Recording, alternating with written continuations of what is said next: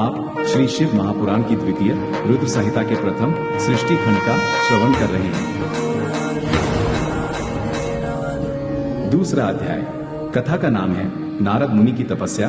इंद्र द्वारा तपस्या में विघ्न उपस्थित करना, नारद का काम पर विजय पाना और अहंकार से युक्त होकर ब्रह्मा, विष्णु और रुद्र से अपने तप का कथन। सूत जी बोले, हे मुनियों, एक समय की बात है, ब्रह्मा जी के पुत्र मुनि शिरोमणि विनिश्चित नारद जी ने तपस्या के लिए मन में विचार किया। हिमालय पर्वत में कोई एक परम शोभा संपन्न गुफा थी, जिसके निकट देवनदी गंगा निरंतर वेगपूर्वक बहती थी। वहां एक महान दिव्य आश्रम था, जो नाना प्रकार की शोभा से सुशोभित था। वे दिव्यदर्शी नारद जी तपस्या करने के लिए वहां गए। उस गुफा को देखकर मुनिवर नारद जी बड़े प्रसन्न हुए और सुदीर्घ काल तक वहां तपस्या करते रहे। उनका अंतःकरण शुद्ध था। वे दृढ़ता पूर्वक आसन बांधकर मौन हो प्राणायाम पूर्वक समाधि में स्थित हो गए। हे ब्राह्मणों, उन्होंने वो समाधि लगाई जिसमें ब्रह्म का साक्षात्कार कराने वाला अहम ब्रह्मास्मि, मैं ब्रह्म हूं, यह विज्ञान प्रकट होता है। मुनिवर नारद जी जब इस प्रकार तपस्या करने लगे, तब देवराज इंद्र कांप उठे और मानसिक संताप से व्याकुल हो गए। वे, नारद मुनि मेरा राज्य लेना चाहते हैं, मन ही मन ऐसा सोचकर इंद्र ने उनकी तपस्या में विघ्न डालने के लिए प्रयत्न करने की इच्छा की। उस समय देवनायक इंद्र ने मन से कामदेव का स्मरण किया। स्मरण करते ही समान बुद्धि वाले कामदेव अपनी पत्नी रति के साथ आ गए।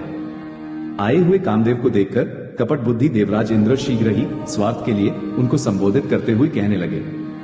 इंद्र बोले, मित्रों में श्रेष्ठ, हे महावीर, हे सर्वदा हितकारक, तुम प्रेम पूर्वक मेरे वचनों को सुनो और मेरी सहायता करो। हे मित्र, तुम्हारे बल से मैंने बहुत लोगों की तपस्या का गर्व नष्ट किया है। तुम्हारी कृपा से ही मेरा ये राज्य स्थिर है। पूर्ण रूप से संयमित होकर दृढ़ निश्चयी देवर्षि नारद मन से विश्वेश्वर भगवान शंकर की प्राप्ति का लक्ष्य बनाकर हिमालय की गुफा में तपस्या कर रहे हैं। मुझे ये शंका है कि तपस्या से प्रसन्न ब्रह्मा से वे मेरा राज्य ही न मांग ले। आज ही तुम वहां चले जाओ और उनकी तपस्या में विघ्न डालो। इंद्र से ऐसी आज्ञा पाकर वे कामदेव वसंत को साथ लेकर बड़े गर्व से उस स्थान पर गए और अपना उपाय करने लगे। उन्होंने वहां शीघ्र ही अपनी सारी कलाएं रच डाली। वसंत ने भी मदमत होकर अनेक प्रकार से अपना प्रभाव प्रकट किया। हे मुनिवरों, कामदेव और वसंत के अथक प्रयत्न करने पर भी नारद मुनि के चित्त में विकार नहीं उत्पन्न हुआ। महादेव जी के अनुग्रह से उन दोनों का गर्व चूर्ण हो गया। हे शौनक आदि महर्षियों, ऐसा होने में जो कारण था उसे आदरपूर्वक सुनिए। महादेव जी की कृपा से ही नारद मुनि पर कामदेव का कोई प्रभाव नहीं पड़ा। पहले उसी आश्रम में काम शत्रु भगवान शिव ने उत्तम तपस्या की थी और वहीं पर उन्होंने मुनियों की तपस्या का नाश करने वाले कामदेव को शीघ्र ही भस्म कर डाला था। उस समय रति ने कामदेव को पुनः जीवित करने के लिए देवताओं से प्रार्थना की। तब देवताओं ने समस्त लोगों का कल्याण करने वाले भगवान शंकर से याचना की। इस पर वे बोले, हे देवताओं, कुछ समय व्यतीत होने के बाद कामदेव जीवित तो हो जाएंगे, परंतु यहाँ उनका कोई उपाय नहीं चल सकेगा। हे अमरगण, यहाँ खड़े होकर लोग चारों ओर जितनी दूर तक की भूमि को नेत्रों से देख पाते हैं, वहां तक कामदेव के बाणों का प्रभाव नहीं चल सकेगा, इसमें संशय नहीं है।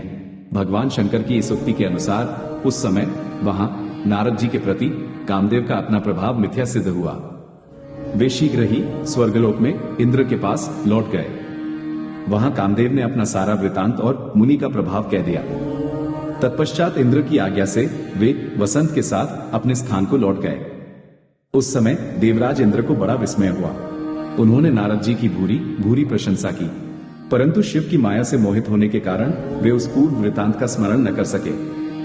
वास्तव में इस संसार में सभी प्राणियों के लिए शंभु की माया को जानना अत्यंत कठिन है। जिसने अपने आप को शिव को समर्पित कर दिया है, उस भक्त को छोड़कर शेष संपूर्ण जगत उनकी माया से मोहित हो जाता है। नारद जी भी भगवान शंकर की कृपा से वहां चिरकाल तक तपस्या में लगे रहे। अंत में अपनी तपस्या को पूर्ण हुआ जानकर वे मुनि उससे विरत हो गए। कामदेव पर अपनी विजय मानकर उन मुनीश्वर को व्यर्थ ही गर्व हो गया। भगवान शिव की माया से मोहित होने के कारण उन्हें यथार्थ बात का ज्ञान नहीं रहा। हे मुनिश्रेष्ठों, भगवान शंभु की महामाया धन्य है, धन्य है। ब्रह्मा, विष्णु आदि देव भी उसकी गति को नहीं देख पाते हैं। उस माया से अत्यंत मोहित मुनि शिरोमणि नारद गर्वयुक्त होकर अपना काम विजय संबंधी वृतांत बताने के लिए तुरंत ही कैलाश पर्वत पर गए। वहां रुद्रदेव को नमस्कार करके गर्व से भरे हुए मुनि ने अपने आप को महात्मा, प्रभु तथा कामजेता मानकर उनसे अपना सारा वृतांत कहा। ये सुनकर भक्तवत्सल शंकर जी अपनी माया से मोहित, वास्तविक कारण से अनभिज्ञ तथा भ्रष्टचित नारद से कहने लगे। रुद्र बोले, हे तात, हे नारद, हे प्राज्ञ, तुम धन्य हो। मेरी बात सुनो, अब से फिर कभी ऐसी बात कहीं भी न कहना और विशेषतर भगवान विष्णु के सामने तो इसकी चर्चा कदापि न करना।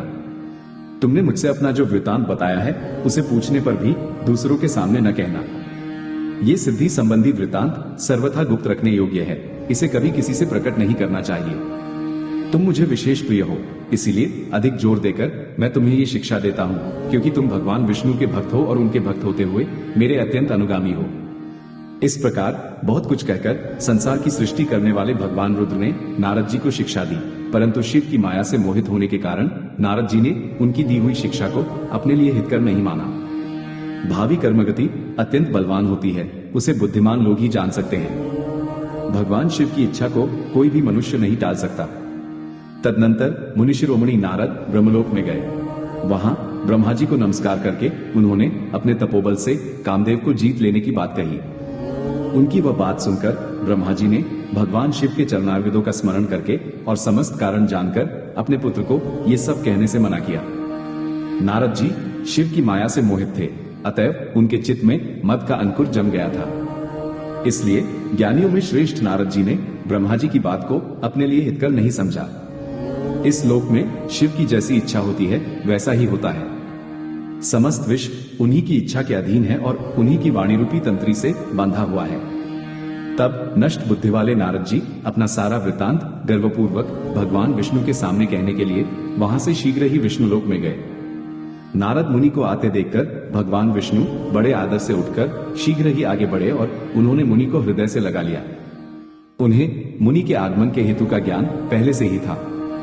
नारद जी को अपने आसन पर बैठाकर भगवान शिव के चरणारविंदों का स्मरण करके श्रीहरि उनसे यथार्थ तथा गर्वनाशक वचन कहने लगे।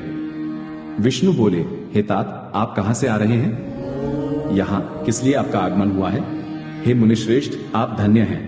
आपके शुभागमन से मैं पवित्र हो गया। भगवान विष्णु का यह वचन सुनकर गर्व से भरे हुए नारद मुनि ने मद से मोहित होकर अपना सारा वृतांत बड़े अभिमान के साथ बताया। नारद मुनि का वह अहंकारयुक्त वचन सुनकर मन ही मन शिव के चरणारविंदों का स्मरण कर भगवान विष्णु ने उनके काम विजय के समस्त यथार्थ कारण को पूर्ण रूप से जान लिया। उसके पश्चात शिव के आत्मस्वरूप परम शैव सुबुद्ध भगवान विष्णु भक्तिपूर्वक अपना सिर झुकाकर हाथ जोड़कर परमेश्वर कैलाशपति शंकर की स्तुति करने लगे। विष्णु बोले, हे देवेश्वर, हे महादेव, हे परमेश्वर, आप प्रसन्न हो। हे शिव, आप धन्य हैं और सबको विमोहित करने वाली आपकी माया भी धन्य है। इस प्रकार परमात्मा शिव की स्तुति करके हरि अपने नेत्रों को बंद कर उनके चरण कमलों में ध्यानस्थित होकर चुप हो गए। विश्वपालक हरि शिव के द्वारा जो होना था उसे हृदय से जानकर शिव के आज्ञानुसार मुनिश्रेष्ठ नारद जी से कहने लगे।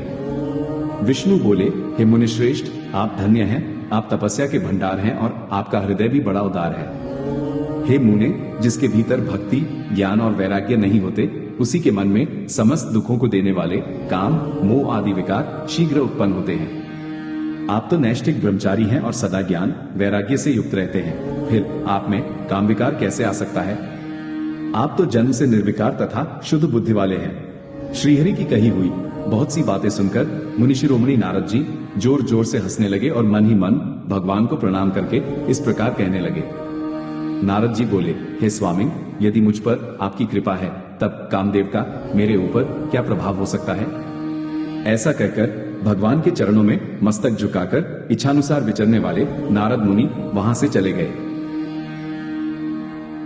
इस प्रकार श्री शिव महापुराण के अंतर्गत द्वितीय रुद्र संहिता के सृष्टि खंड में नारद तपोवर्णन नामक दूसरा अध्याय पूर्ण हुआ।